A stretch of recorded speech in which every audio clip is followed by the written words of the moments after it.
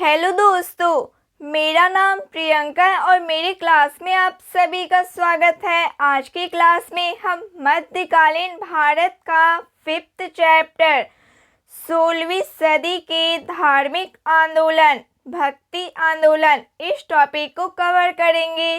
तो चलिए शुरू करते हैं। 16वीं सदी के धार्मिक आंदोलन भक्ति आंदोलन। भक्ति आंदोलन के प्रारंभिक प्रतिपादक थे। भक्ति आंदोलन के प्रारंभिक प्रतिपादक थे रामानुज आचार्य। महाराष्ट्र में भक्ति संप्रदाय किसकी शिक्षाओं द्वारा फैला था? संत ज्ञानेश्वर की शिक्षाओं द्वारा फैला था। कबीर के गुरु कौन थे? कवि के गुरु कौन थे? रामानंद थे। संत कबीर का जन्म कहाँ हुआ था? संत कबीर का जन्म कहाँ हुआ था? मगहर, वाराणसी में। सभी भक्ति संतों के मध्य एक समान विशेषता थी कि उन्होंने अपनी वाणी को उसी भाषा में लिखा जिसे उनके भक्त समझते थे। भक्ति आंदोलन का प्रारंभ किया गया। भक्ति आंदोलन का प्रारंभ किया गया आलवार नयनार संतों द्वारा। रामानुज के अनुयायियों को कहा जाता है वैष्णव। आदि शंकर जो बाद में शंकराचार्य बने, उनका जन्म हुआ था पश्चिम बंगाल में। बीजक की रचयिता कौन है? बीजक की रचयिता कबीर है। भक्ति रस कवयित्री मीराबाई थी, एक राजपूत शासक की पत्नी। चैतन्य महाप्रभु किस संप्रदाय से जुड़े थे? गौड़ीय संप्रदाय से। पुष्टि मार्ग के दर्शन की स्थापना किसने की? वल्लभाचार्य ने। किस संत ने ईश्वर को अपने पास अनुभव करने के लिए नृत्य एवं गीतों कीर्तन को माध्यम बनाया? चैतन्य महाप्रभु ने। अद्वैतवाद के सिद्धांत के प्रतिपादक कौन थे? शंकराचार्य थे। गीत गोविंद के रचयिता। गीत गोविंद के रचयिता हैं जयदेव। भक्ति आंदोलन के दौरान असम में किसने इस आंदोलन का प्रतिनिधित्व किया? शंकरदेव ने।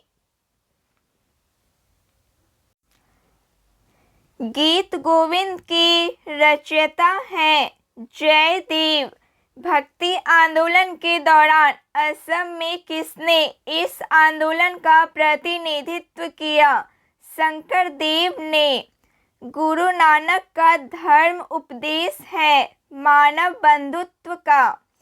प्रसिद्ध भक्त कवयित्री मीराबाई के पति का नाम था राजकुमार भोजराज। बुद्ध और मीराबाई के जीवन दर्शक में मुख्य साम्य था। बुद्ध और मीराबाई के जीवन में मुख्य साम्य था। संसार दुखपूर्ण है, ब्रह्म सत्य है और जगत मिथ्या है, भ्रम या माया। ब्रह्म सत्य है और जगत मिथ्य है, यह किसकी उक्ति है? शंकराचार्य की। किसने भक्ति के क्षेत्र में क्षुद्रों को भगवत दर्शन व मोक्ष का अधिकार देकर उन्हें इस्लाम धर्म स्वीकार करने से रोका?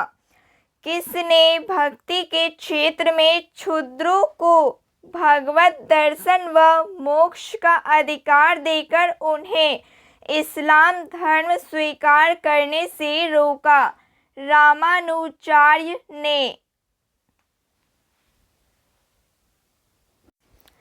दक्षिण भारत का वह संत कौन था जिसने अपना अधिकांश जीवन उत्तर भारत में वृंदावन में बिताया? निम्बार्क आचार्य थे।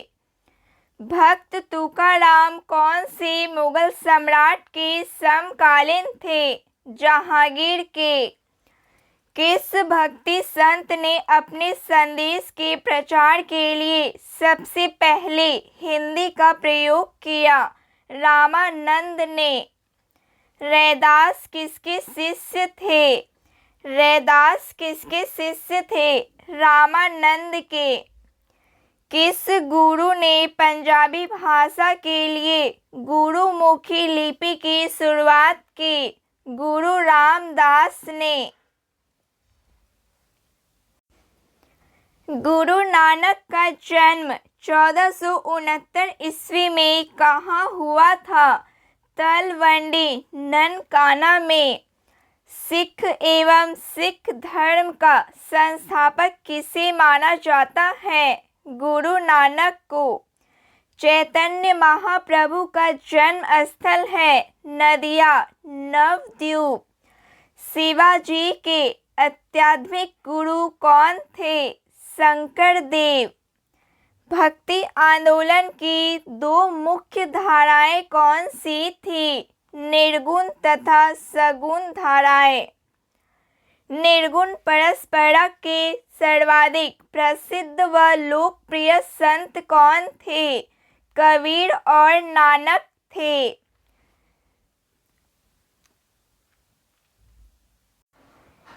निर्गुण परंपरा के सर्वाधिक प्रसिद्ध व लोकप्रिय संत कौन थे? कबीर और नानक थे। मलुकदास ने किसका घोर विरोध किया? तीर्थ यात्रा व मूर्ति पूजा का। यदि एक पत्थर की पूजा होती है तो दूसरों को पैरों तले क्यों रौंदा जाता है? किसने कहा था? नामदेव ने कहा था।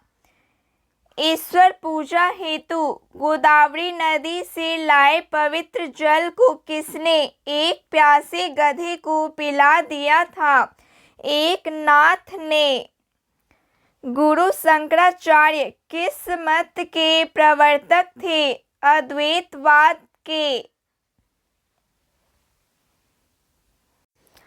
ईश्वर की पूजा हेतु गोदावरी नदी से लाए पवित्र जल को किसने एक प्यासे गधे को पिला दिया था? एक नाथ ने। गुरु शंकराचार्य किस मत के प्रवर्तक थे? अद्वैतवाद के। रामानुजम किस मत के प्रवर्तक थे? विशिष्ट अद्वैतवाद के प्रवर्तक थे। रामानंद ने किस सिद्धांत पर जोर दिया? रामानंद ने किस सिद्धांत पर जोर दिया? एकेश्वरवाद पर। तो फ्रेंड्स, आज के लिए बस इतना ही। जय हिंद। Thank you.